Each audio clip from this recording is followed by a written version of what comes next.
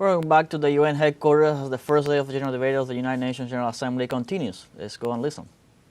Her Excellency, Madam Annalena Baerbock, President of United Nations General Assembly, His Excellency Mr. Moses Abelian, Under-Secretary General for General Assembly and Management, Excellencies, Heads of States, Heads of Governments, distinguished delegates, ladies and gentlemen. It is indeed a great honor for me to stand in this august General Assembly Hall among leaders and representatives who represent almost all of humanity. We differ in race, religion, and nationality, yet we gather together today as one human family. We are here first and foremost as fellow human beings, each created equal, endowed with unalienable rights to life, liberty, and the pursuit of happiness. The words of the United Nations Declaration of Independence have inspired democratic movements across continents, including the French Revolution, the Russian Revolution, the Mexican Revolution, the Chinese Revolution, and Indonesia's own struggle and journey to freedom.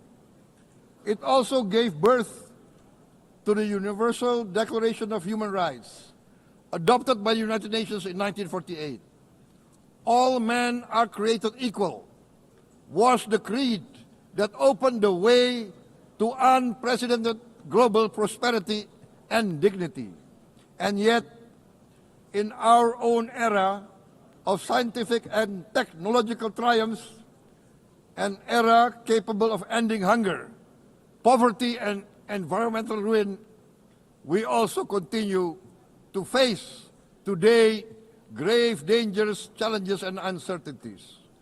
Human folly, fueled by fear, racism, hatred, oppression, and apartheid, threatens our common future. My country knows this pain. For centuries, Indonesians lived under colonial domination, oppression, and slavery. We were treated less than dogs in our own homeland. We Indonesians know what it means to be denied justice and what it means to live in apartheid, to live in poverty, and to be denied equal opportunity. We also knew what solidarity can do in our struggle for independence, in our fight to overcome hunger, disease, and poverty. The United Nations stood with Indonesia and gave us vital assistance. Decisions made here based on human solidarity by the Security Council and this Assembly gave Indonesia independence, international legitimacy, opened doors, and supported our early development through the efforts of the United Nations Children Fund, the United Nations Food and Agriculture Organization, the FAO, the World Health Organization, and many, many other United Nations institutions. And because of that, Indonesia today stands on the cusp of shared prosperity and greater equality and dignity. Madam President, Excellencies, our world today is driven by conflict, injustice, and deepening uncertainty. Every day we witness suffering, genocide, and blatant disregard for international law and human decency. In the face of these challenges, we must not give up. As the United Nations Secretary General said, we cannot give up. We cannot surrender our hopes or our ideals. We must draw closer, not drift apart. Together we must strive to achieve our hopes, our dreams. The United Nations was born from the ashes of the Second World War. that claimed scores of millions of lives. It was created to secure peace, security, justice, and freedom for all. We remain committed to internationalism, to multilateralism, and to every effort that strengthens this great institution. Today, Indonesia is nearer than ever before to meeting the Sustainable Development Goals of ending extreme poverty and hunger. Because years ago, this very chamber chose to listen and uphold social and economic justice. We will never forget. And today, we must never be silent while Palestinians are denied that same justice and legitimacy in this very hall. Excellencies, Thucydides warned, the strong do what they can, the weak suffer what they must. We must reject this doctrine. The United Nations exist to reject this doctrine. We must stand for all, the strong and the weak. Might cannot be right. Right must be right.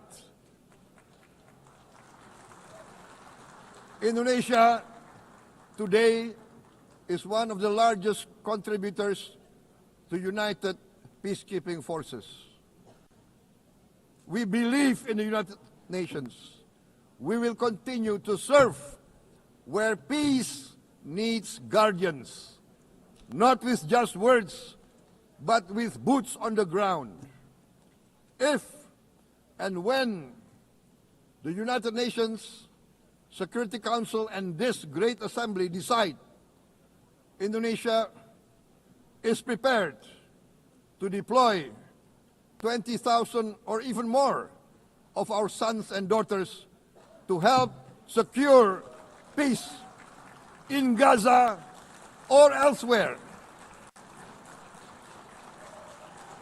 in Ukraine, in Sudan, in Libya, everywhere when the peace needs to be enforced, peace needs to be guarded, we are ready.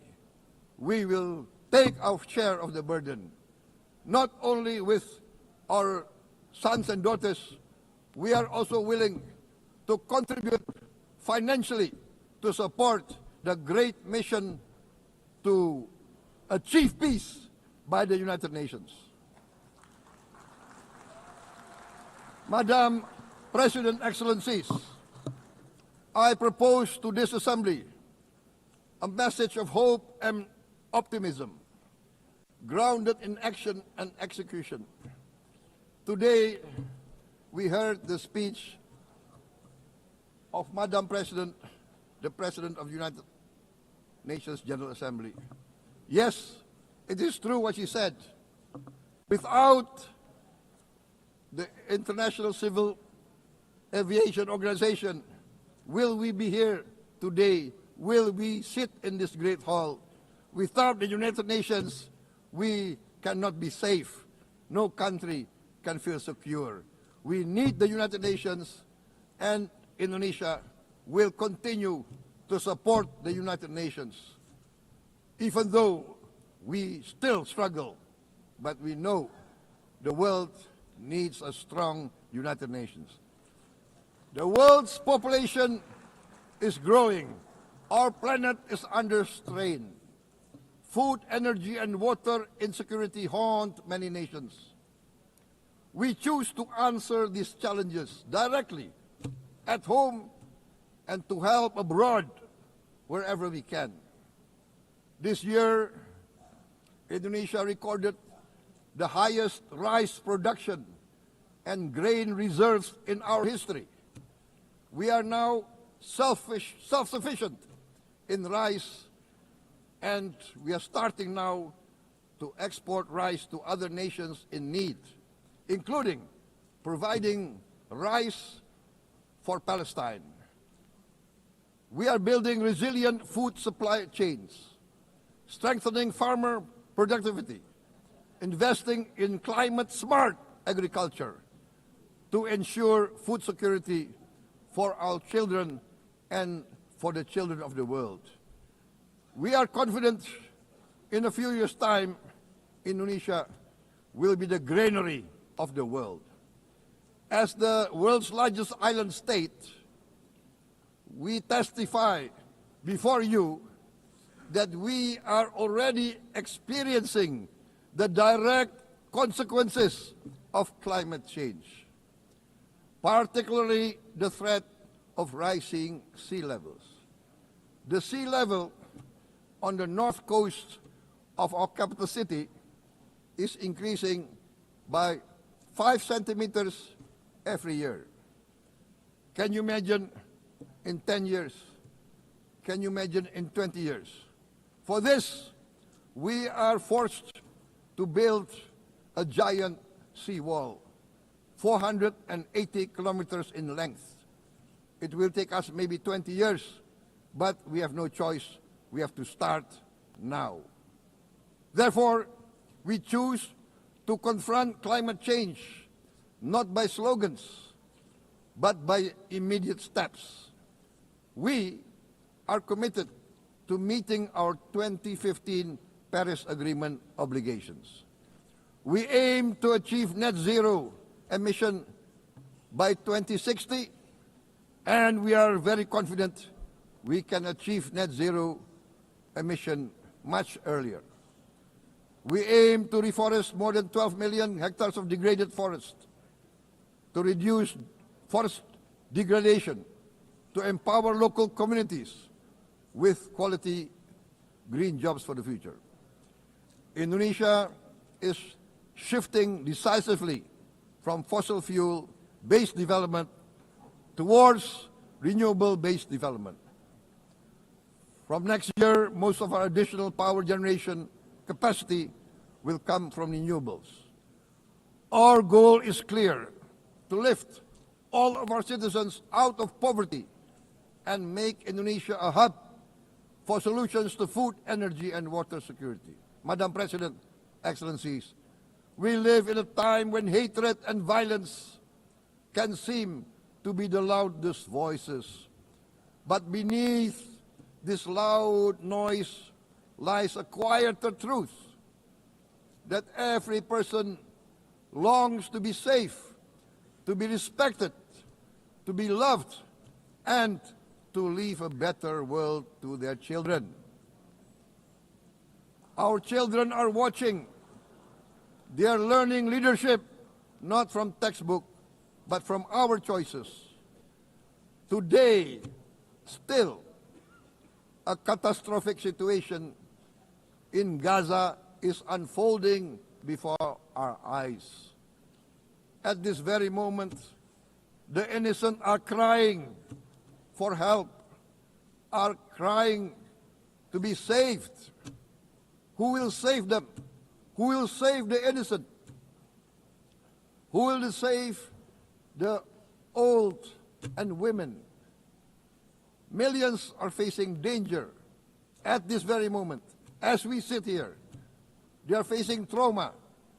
They are facing irreparable damage to their bodies. They are dying of starvation. Can we remain silent? Will there be no answer to their screams? Will we teach them that the human family can rise to the challenge? Madam President, we must act now. Many speakers have said that. We must stand for a multilateral order where peace, prosperity, and progress are not the privilege of a few, but the right of all. With a strong United Nations, we can build a world where the weak do not suffer what they must, but live the justice that they deserve. Let us continue humanity's great journey of ideals, the selfless aspirations that created the United Nations. Let us use science to uplift, not use science to destroy. Let rising nations help others to lift themselves. I am convinced that the leaders of the great world civilizations of the West, of the East, of the North, of the South, leaders of America, Europe, of India, China, the Islamic world, the whole world, I am convinced they will rise to their role demanded by history. We are all hopeful that the leaders of the world will show great statesmanship, great wisdom, restraint, humility, overcome hate, overcome suspicion. Madam President, distinguished delegates, we are greatly heartened by the events of the last few days, where significant leading countries of the world have chosen to side with history, to choose the right side of history, the path of the moral high ground, the path of rectitude, the path of justice, the path of humanity, to shun hatred, to overcome suspicion, and to avoid the use of violence. The use of violence will beget violence. No one country can bully the whole community of the human family.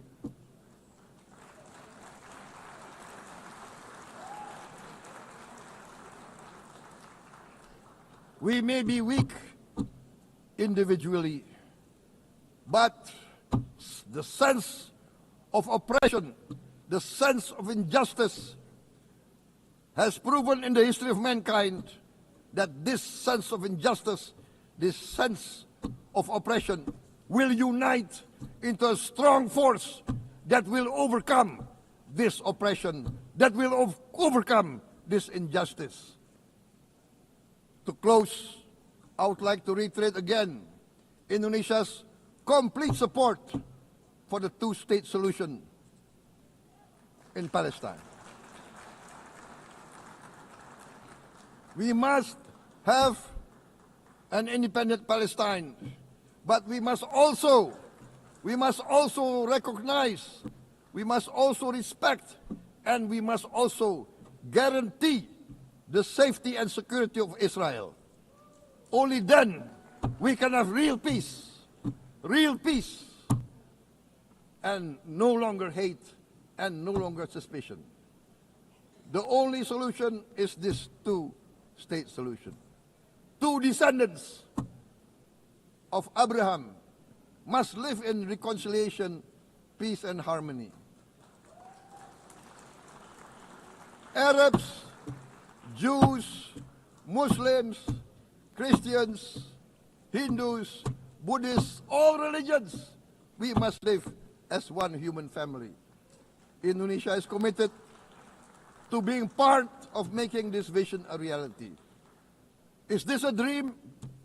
Maybe, but this is the beautiful dream that we must work together towards. Let us work towards this noble goal. Let us continue humanity's journey of hope, a journey started by our forefathers, a journey that we must complete. Thank you. Wassalamualaikum warahmatullahi wabarakatuh.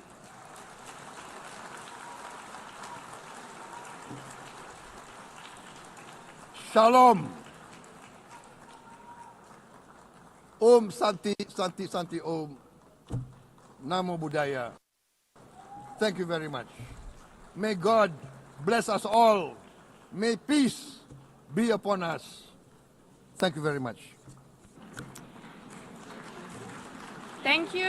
On behalf of the Assembly, I wish to thank the President of the Republic of Indonesia.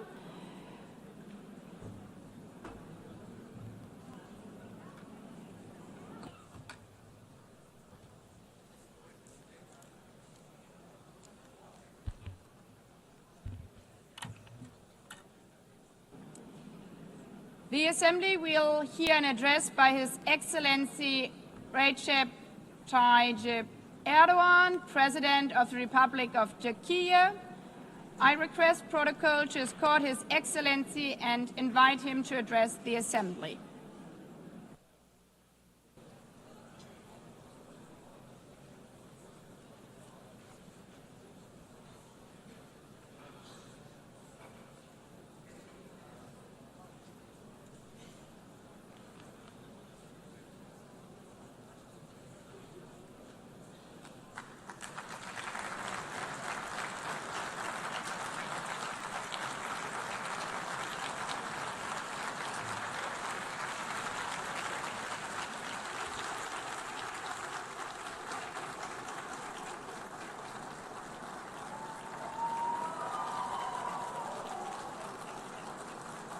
Sayın Başkan, Excellency President of UNGA, Excellencies Heads of State and Government, Distinguished Secretary General, distinguished delegation members, on behalf of myself and my nation, I greet you all with most heartfelt feelings.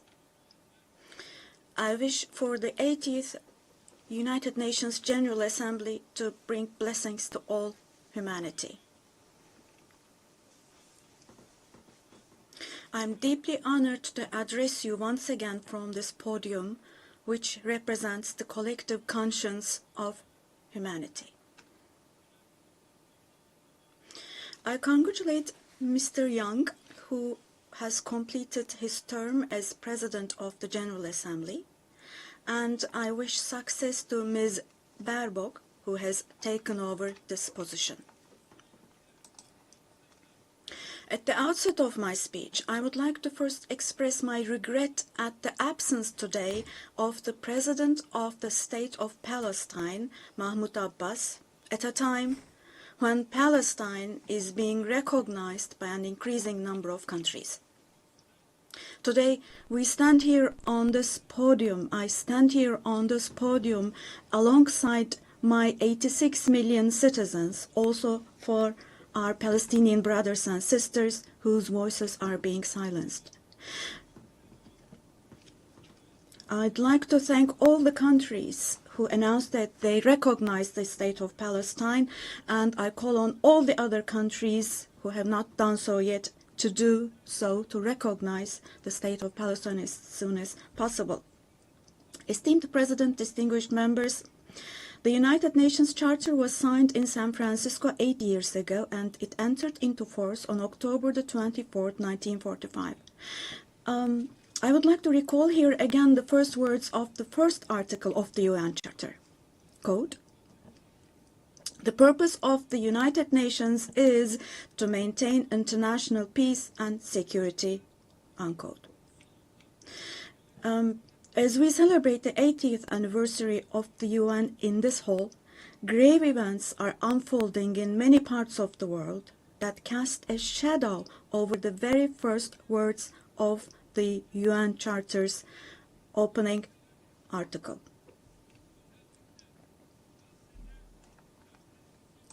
Particularly in Gaza, right before our very eyes, genocide has been going on for over 700 days now. Even as we gather here, as we speak now, Israel is currently massacring civilians in Gaza. The number of civilian casualties in Gaza has surpassed 65,000. Unfortunately, the number of people who are still trapped under the rubble is not yet known, and more than 20,000 of those who died were children. For the last 23 months, a child has been murdered by Israel in Gaza every hour. Yes, every hour. These are not just figures, dear friends. All of these, each one of these is a person, a human being, innocent people. People are now being killed not with weapons, but with the weapon of starvation. In the 21st century, under the gaze of the civilized world, 428 people died of starvation. Out of those 428, 146 were children, and this number is increasing every day. Now, I will show you a photo, which is a picture from daily life in Gaza. The first photo, as you see, these are people. These are women with these cups that they are holding in their hands, cups and buckets. Just feel your conscience and answer the following question. Can we possibly have a reasonable reason for this brutality in 2025?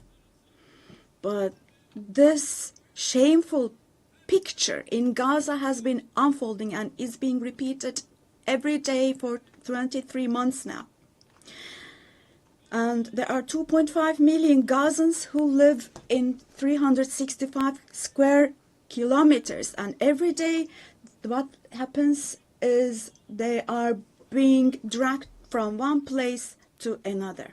The healthcare infrastructure of Gaza is completely collapsed. Doctors have been killed or they have disappeared while under custody. Ambulances have been hit. Hospitals targeted and destroyed. Treatment is not possible. Surgery is not possible. It's not possible to find medications. Now, dear friends, now, as Tayyip Erdogan, with a heavy heart, with my heart bleeding here, I'm telling you, innocent little ones, just 2 or 3 years old, without hands, arms, or legs, have become, unfortunately, a common sight to see in Gaza.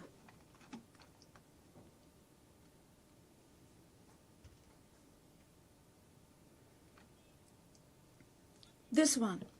What kind of a human conscience can possibly bear this? Possibly.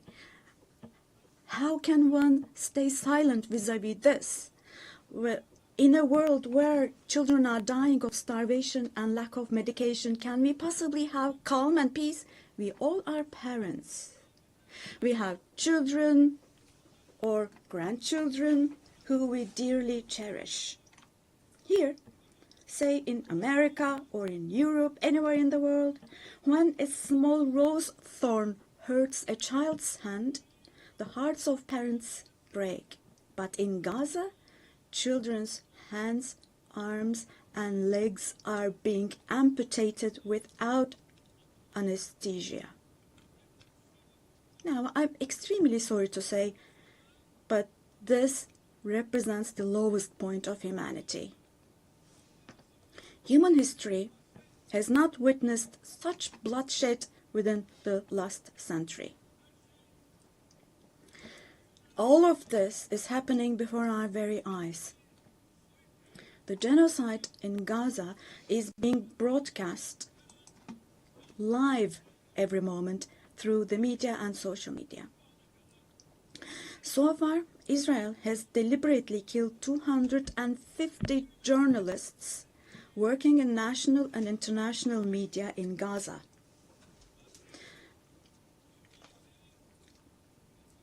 And they have closed all the entrance into Gaza, but they still have not been able to cover up the genocide. I wholeheartedly support Secretary General Guterres because he consistently draws attention to the ongoing genocide in Palestinian territories, and I would like to once again congratulate him for his courage.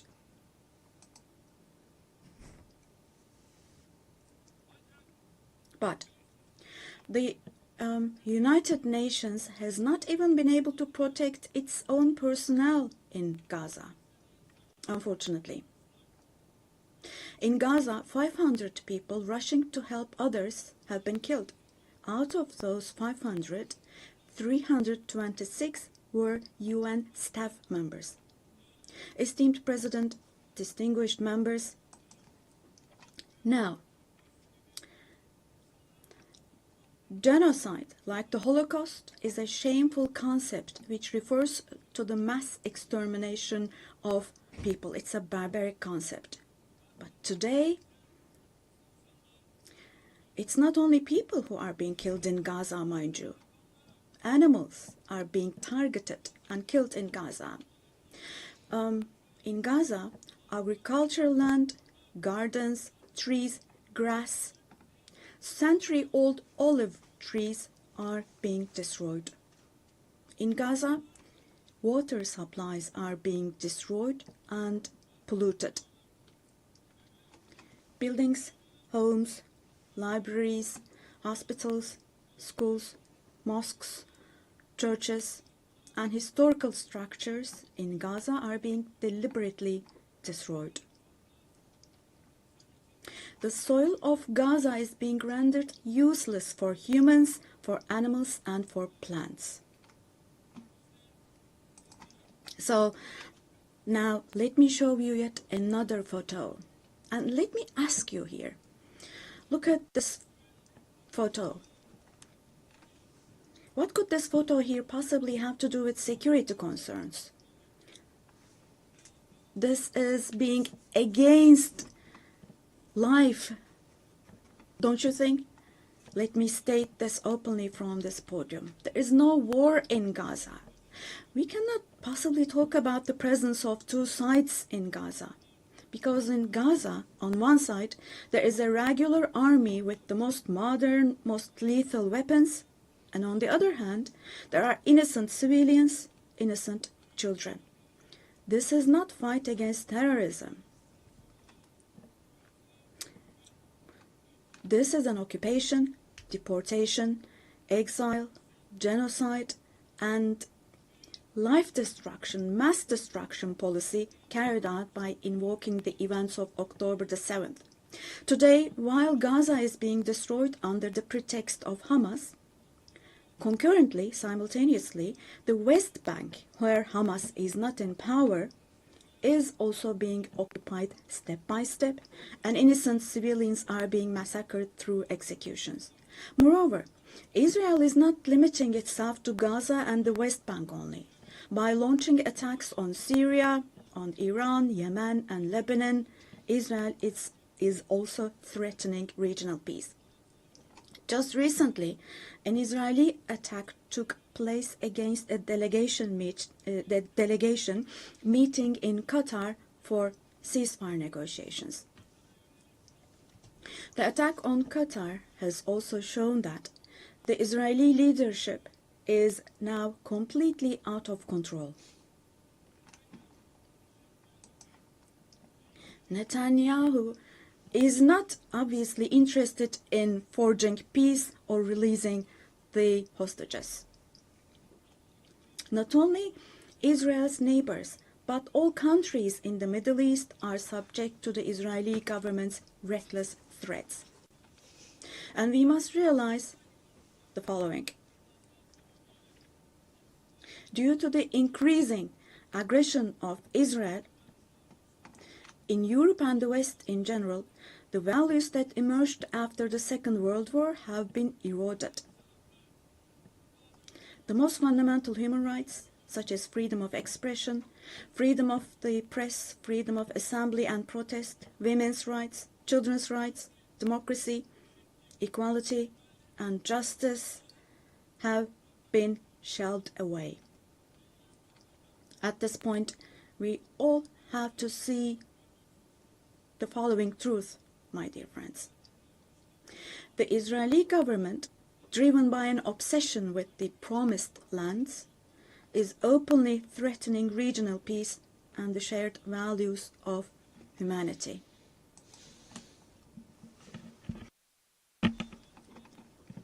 Three celestial religions. Jerusalem hosts all three celestial religions, and a common inherited holy place, Al-Quds, is holy for all three religions. This madness disturbs conscientious Jews. It fuels anti-Semitism around the world. We cannot continue with this madness anymore.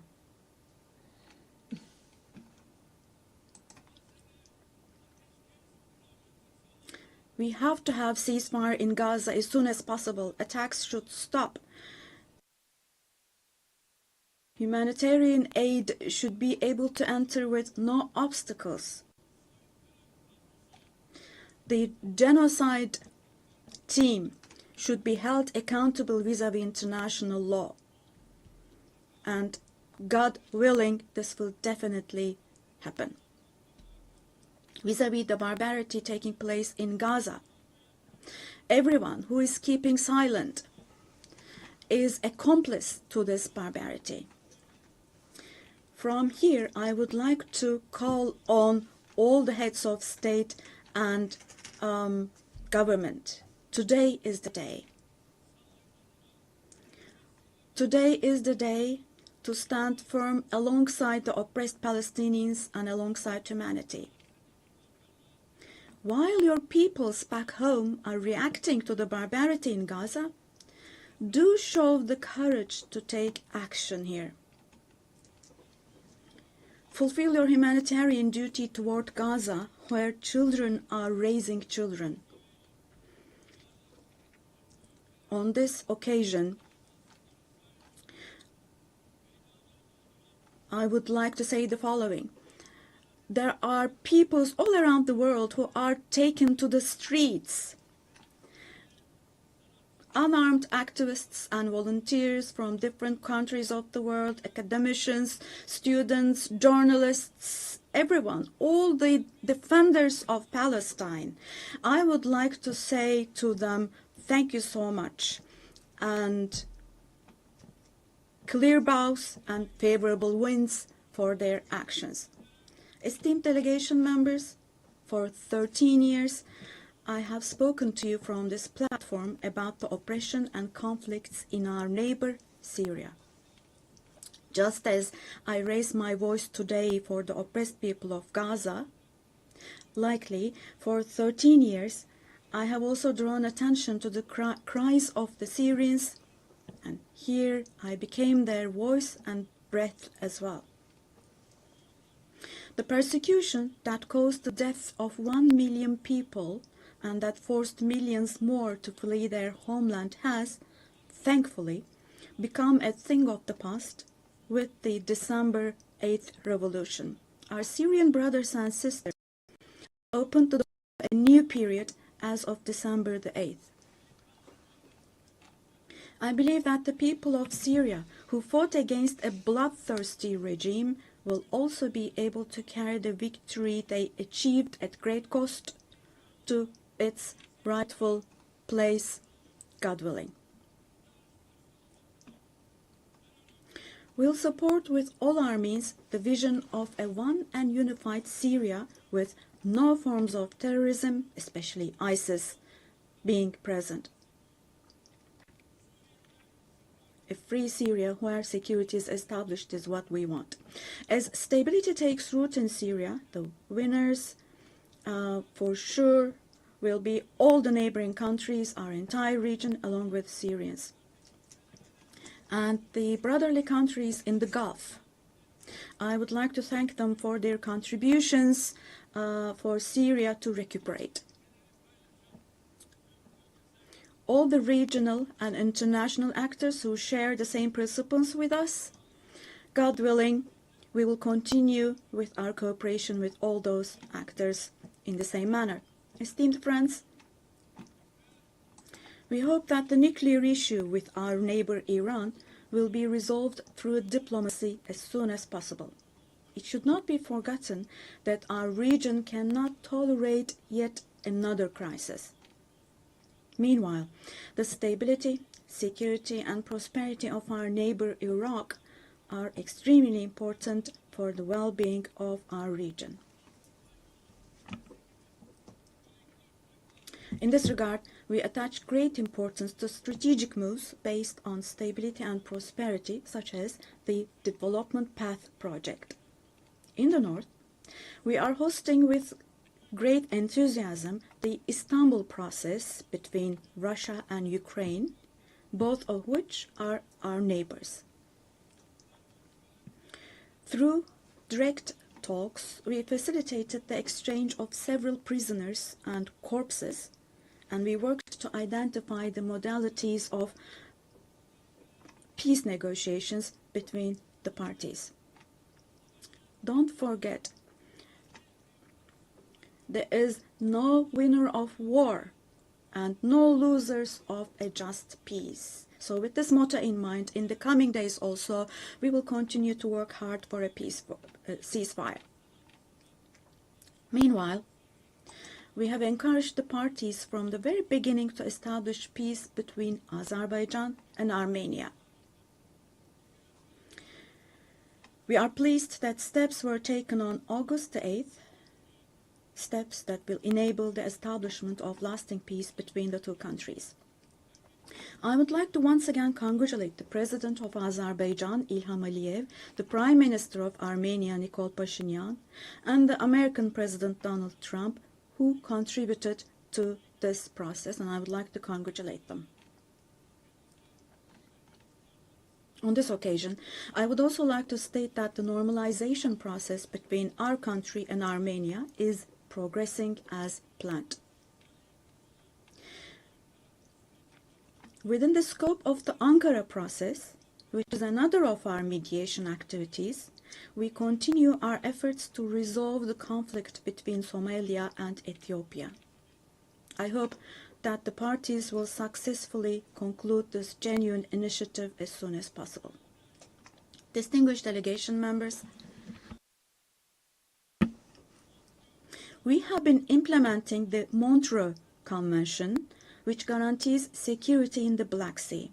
And we have been implementing this convention impartially and to the letter for exactly 89 years now. We want to see the Aegean Sea and the Eastern Mediterranean as a basin of stability and prosperity where the legitimate interests of all parties involved are respected.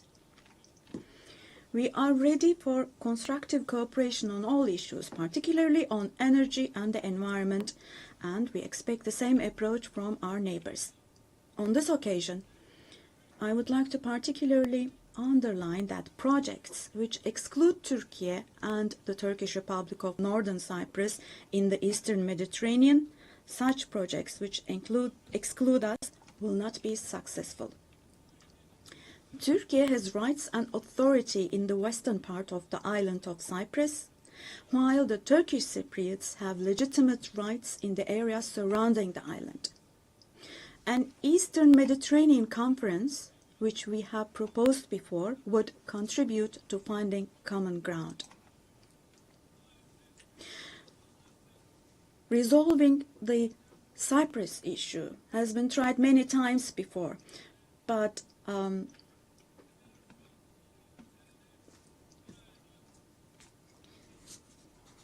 due to the rigid stance of the Greek Cypriot side, no resolution has been found. We cannot possibly have this as a foundation for a resolution of the issue. There are two separate states and two separate peoples on the island of Cyprus. Turkish Cypriots are equal owners of the island, and they will not accept being a minority.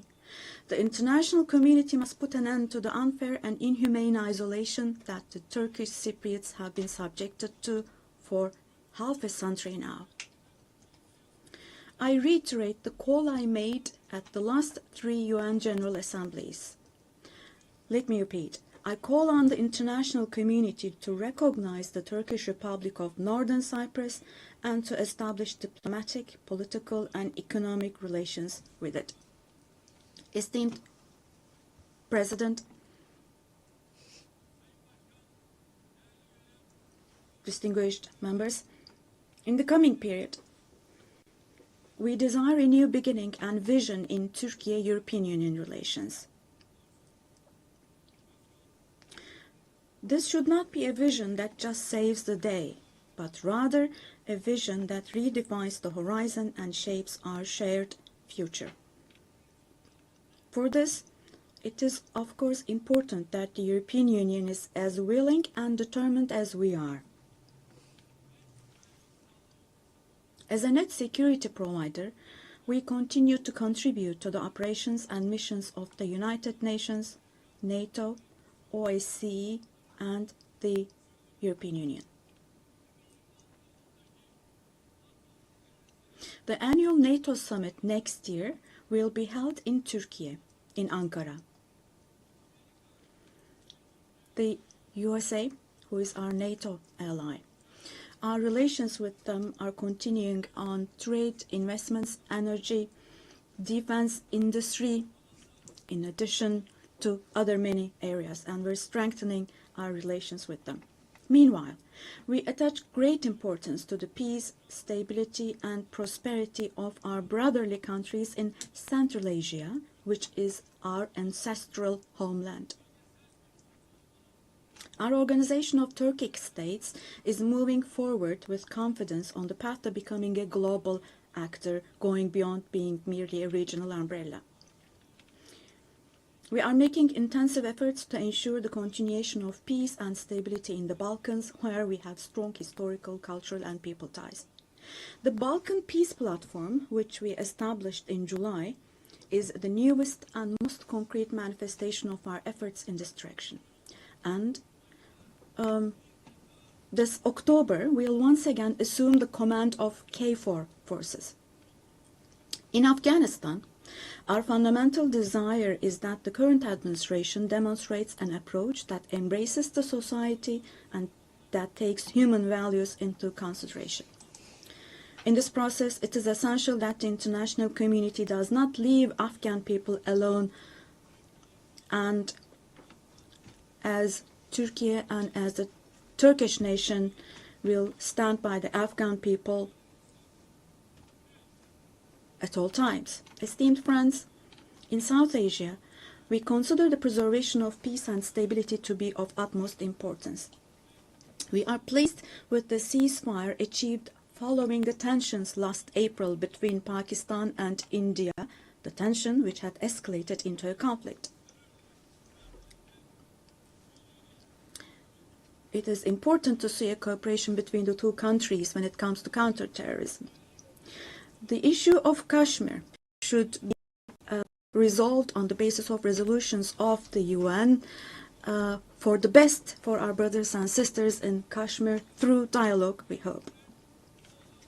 In the continent of Africa, from education to health, from infrastructure to in other areas, our relations are improving annually. And while providing all possible support to Somalia, we are also continuing our humanitarian aid activities. In Sudan, the conflict that has been going on for over 2 years saddens us deeply. Stopping the bloodshed in Sudan and establishing sustainable peace is the shared responsibility of the international community. And Turkey's efforts in this direction will continue. The Great Lakes region has suffered greatly from years of ongoing instability and conflict.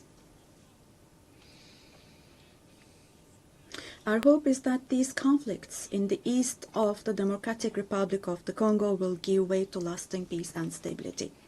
We wholeheartedly support the efforts being carried out under the mediation of the US and the facilitation of Qatar.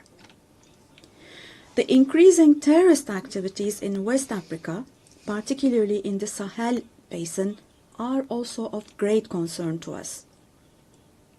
We will continue our unwavering efforts to ensure peace, tranquility, and stability for the peoples of this region with whom we share historical ties. Drawing inspiration from the historical double-headed Turkish Selçuk eagle, I would like to emphasize that our relations with Asian countries in Turkish foreign policy are of great strategic importance. We pursue a 360-degree approach in this policy.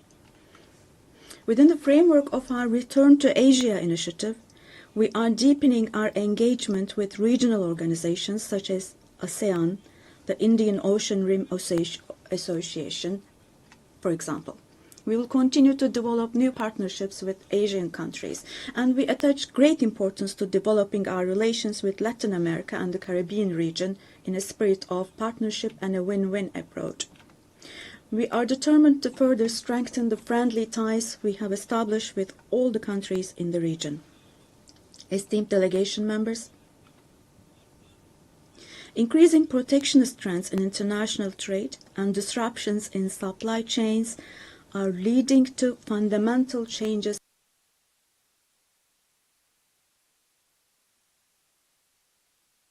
in the global economy.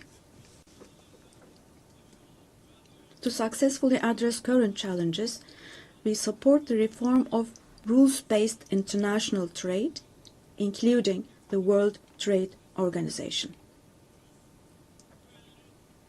I believe access to affordable, safe, and sustainable energy is essential, particularly for developing countries, to be able to achieve their development goals.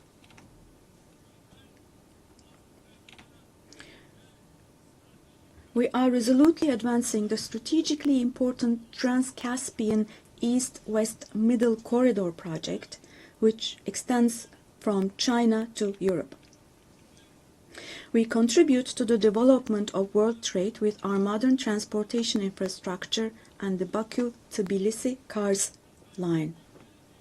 On our journey to build a future that respects nature, we are moving forward with determination towards the 2053 net zero emission target. We are pleased to observe that the zero waste movement, under the patronage of my wife Emine Erdoğan, has grown in waves around the world every year, reaching more people and hearts.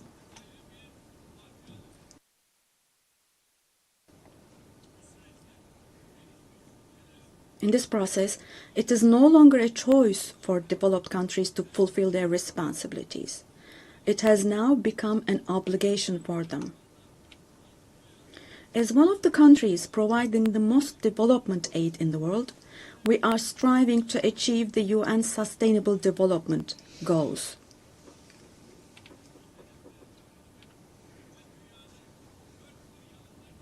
To achieve the 2030 goals, and to enable hundreds of millions of people around the world to live with dignity, we advocate for aligning the global financial architecture with the principle of leaving no one behind.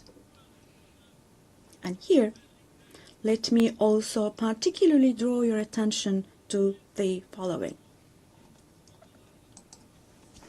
While we grapple with geopolitical challenges, humanity is also witnessing an extraordinary leap forward in artificial intelligence, AI. The transformative power and the benefits offered by these technologies, no society should be deprived of these benefits. AI technologies should be used for the benefit of humanity, not as a new tool of domination. The UN Technology Bank for the Least Developed Countries, which we host in Turkey, plays a critical role in closing the digital and technological gap.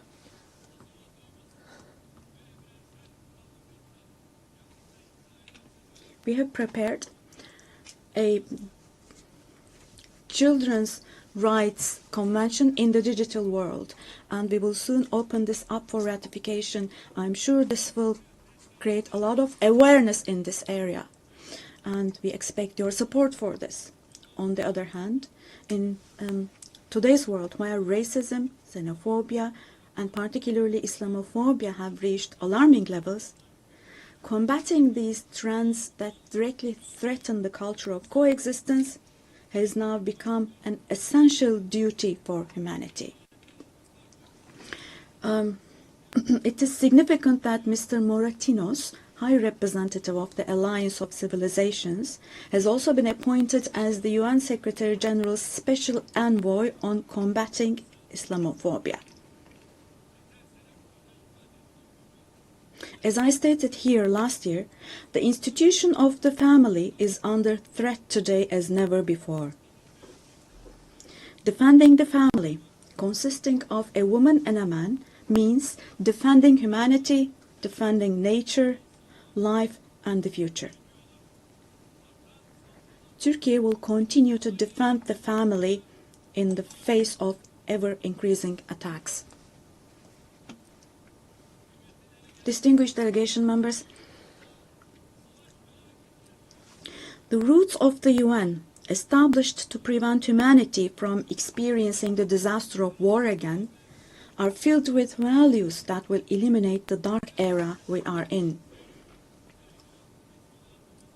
We fully support the UN 80 initiative launched by Secretary General Guterres to make our organization more effective and more efficient. I hope this initiative succeeds as a process that will further strengthen all the activities of the UN. I express our readiness to provide strong support to this process, also driven by our vision of making Istanbul a UN hub. I sincerely believe that it is our shared responsibility to take steps that will restore the founding spirit of the UN in its 80th year. We will continue to say, the world is bigger than five until a system is established where the righteous are powerful, not the powerful are righteous. Our duty is not to abandon the system, but rather to repair it and to make it work again. Without a doubt, a more just, a fairer world is possible. Turkey will patiently continue its fight for the construction of a more just world. So may God help and aid us all. Once again, let me greet you all with kind regards and thank you.